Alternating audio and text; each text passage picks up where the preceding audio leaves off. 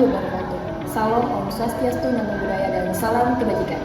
Perkenalkan, nama saya Andi Rozizat dengan NIM 230405500029. Saya dari Prodi Pendidikan Khusus Fakultas Ilmu Pendidikan Universitas Negeri Makassar, angkatan 2023. Pada kesempatan kali ini saya akan memberikan penjelasan mengenai gambaran pengembangan alat ukur. Yang pertama, saya akan menjelaskan tentang perbedaan antara pengukuran, asesmen, dan evaluasi. Nah, ketiga hal ini merupakan hal yang saling berbeda namun saling terikat, di mana definisi dari pengukuran itu sendiri adalah pemberian angka pada atribut atau kuantifikasi. Contohnya itu untuk mengukur jumlah kosakata yang diucapkan anak tunarungu dalam 1 menit. Misalnya, kita berikan waktu 1 menit, apakah anak tunarungu mampu menjawab 5 kata. Kemudian asesmen adalah proses atau kemampuan untuk mengumpulkan data secara menyeluruh dari berbagai sumber seperti observasi, wawancara, atau melakukan tes perkembangan untuk menyusun profil anak berkebutuhan khusus. Contohnya, untuk menyusun profil anak autisme, memberikan soal pertanyaan, atau kita bisa mengambil dari tes wawancara yang dilakukan terhadap orang tuanya. Kemudian dari situ kita dapat menyimpulkan bahwa anak tersebut memiliki tingkatan kognitif yang telah kita ukur menggunakan alat ukur yang telah dirancang. Kemudian evaluasi adalah pengambilan keputusan yang menilai aktivitas atau kelayakan anak untuk menerima layanan pendidikan khusus. Seperti contohnya itu memutuskan bahwa seorang anak dengan disleksia mampu dimodifikasi medianya atau proses pembelajarannya dengan melihat proses pembelajaran. Misalnya, dalam proses pembelajaran ternyata masih anak tersebut belum ada peningkatan dalam pembelajaran, maka kita perlu mengevaluasi untuk melihat apakah yang perlu dirubah itu medianya atau metodenya. Jadi guna evaluasi adalah untuk mengambil keputusan apakah sesuatu yang dilakukan itu sudah efektif atau tidak. Selanjutnya, penjelasan mengenai pengembangan alat ukur dalam pendidikan khusus, kemudian urgensinya dalam layanan pendidikan anak berkebutuhan khusus, dan yang ketiga adalah urgensi mata kuliah bagi calon guru pendidikan khusus.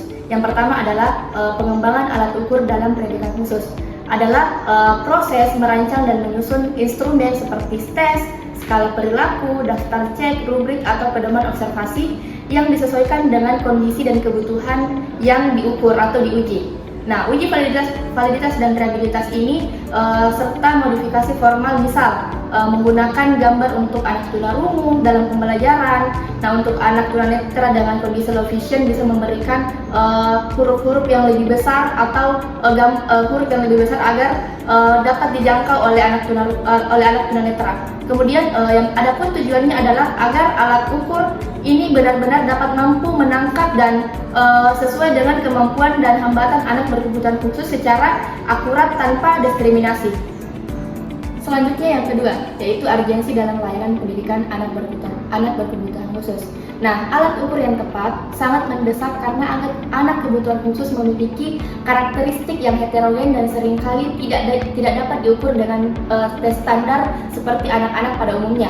Nah, tanpa alat ukur yang valid, diagnosis dan identifikasi atau kebutuhan, pemilihan strategi pembelajaran dan evaluasi kemajuan akan keliru. Nah, contohnya itu, anak dengan hambatan motorik tidak bisa diukur kecepatan menulisnya dengan tes tertulis seperti biasa. Diperlukan tentunya alat ukur yang alternatif. Nah, alat ukur yang baik menjamin keadilan, akurasi asesmen dan keputusan layanan, semisal itu contohnya penempatan kelas, modifikasi kurikulum, atau rekomendasi terapi. Yang ketiga adalah urgensi mata kuliah ini bagi calon guru pendidikan khusus. Nah, mata kuliah ini penting agar calon guru pendidikan khusus nantinya akan berhadapan langsung dengan anak berkebutuhan khusus yang beragam karakteristiknya. Nah, guru harus mampu memilih dan mengadaptasi, bahkan mengembangkan sendiri alat ketika bertemu langsung dengan anak berkebutuhan khusus di lapangan nantinya. Tanpa penguasaan ini, guru tidak mampu menyusun program pembelajaran individual yang tepat sehingga tidak mampu memantau kemajuan objektif.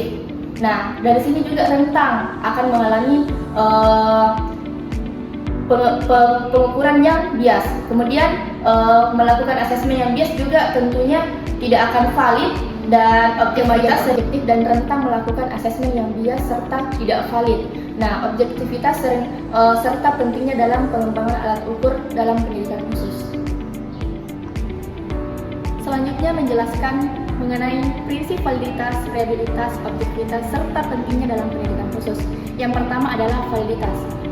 Validitas adalah untuk mengukur sejauh mana alat ukur itu benar-benar mengukur apa yang hendak diukur atau bersifat ketepatan. Nah, dalam pendidikan khusus, validitas sangat kritis dengan hambatan anak berkebutuhan khusus dapat menimbulkan interpretasi. Contohnya, tes membaca untuk anak disleksia harus benar-benar mengukur pemahaman bacaan, bukan kecepatan membaca. Nah, tanpa validitas, hasil asesmen tidak bermakna dan keputusan layanan bisa keliru. Yang kedua, reliabilitas. Reliabilitas adalah konsistensi hasil alat ukur jika digunakan berulang kali pada kondisi yang sama. Dengan konteks anak berkebutuhan khusus yang perilakunya mungkin fluktuatif. Misal contohnya, anak dengan ADHD atau ADHD, reliabilitas memastikan bahwa perubahan skor mencerminkan perubahan kemampuan sesungguhnya, bukan karena faktor kebutuhan atau kondisi sementara. Nah, contoh, skala perilaku untuk anak autisme harus memberikan hasil yang sama jika diisi oleh 2 orang dengan guru yang berbeda. Yang ketiga, objektivitas adalah bebas dari unsur subjektivitas, di mana sentimen pribadi atau biasnya pengukuran.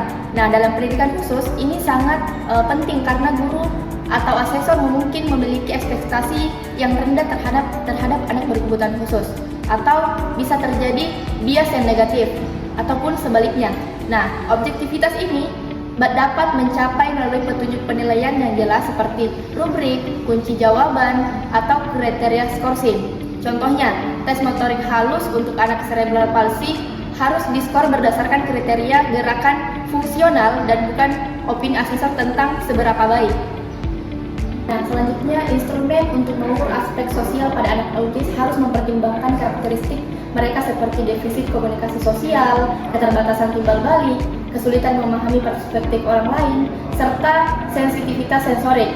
Nah, aspek sosial yang diukur meliputi perhatian bersama, inisiasi interaksi, respon terhadap interaksi. Kemudian contoh indikatornya itu anak menunjuk objek untuk berbagi perhatian seperti perhatian bersama, mendekati teman untuk meminta bantuan atau inisiasi, kemudian menoleh saat dipanggil atau respon, dan menunggu giliran bermain, serta mengenali ekspresi pada saat marah ataupun wajah guru pada saat marah maupun senang. Kemudian instrumen sebaiknya berupa lembar observasi dengan skala frekuensi menggunakan multi informan dan disesuaikan dengan tingkat fungsi anak. Selanjutnya saya akan menjelaskan mengenai analisis singkat mengenai penyebab, dampak, dan solusi perbaikan ketika butir instrumen tidak dipahami peserta didik, khususnya dalam konteks pendidikan khusus. Nah, yang pertama adalah penyebab. Nah, penyebabnya itu seringkali dikarenakan bahasa atau instruksi terlalu kompleks, seperti kalimat yang panjang, kata yang abstrak, atau istilah asing. Nah, kemudian format penyajian kadang tidak sesuai dengan hambatan peserta didik, misalnya hanya teks untuk anak tunarungu atau gambar abstrak untuk anak autisme. Nah, tidak ada contoh atau pendampingan saat uji coba. Nah, butir mengukur hal yang belum diajarkan atau tidak familiar dengan pengalaman anak berkebutuhan khusus. Kedua, dampak. Nah, dampak biasanya itu data yang diperoleh tidak akan valid atau mengukur pemahaman terhadap instruksi bukan kemampuan yang sesungguhnya. Kemudian dapat juga menyebabkan skor rendah atau semu. Nah, sehingga peserta didik dinilai tidak mampu, padahal karena pemahamannya yang tidak sampai pada saat mengerjakan. Kemudian keputusan layanan pendidikan seperti penempatan, diagnosis, atau rekomendasi intervensi menjadi keliru. Nah, ini juga dapat menjadikan atau menimbulkan frustasi peserta didik dan asesor. Nah, solusi perbaikannya adalah dengan merevisi bahasa atau butir menjadi lebih sederhana, konkret, dan menggunakan kalimat pendek. Kemudian dapat menambahkan ilustrasi, simbol, atau panduan visual sesuai dengan karakteristik anak berkebutuhan khusus. Dapat juga memberikan contoh pengerjaan, misalnya satu butir didemonstrasikan kepada anak, kemudian mengubah format responden, misal dari esai menjadi pilihan ganda dengan gambar atau dengan lisan menjadi penunjuk.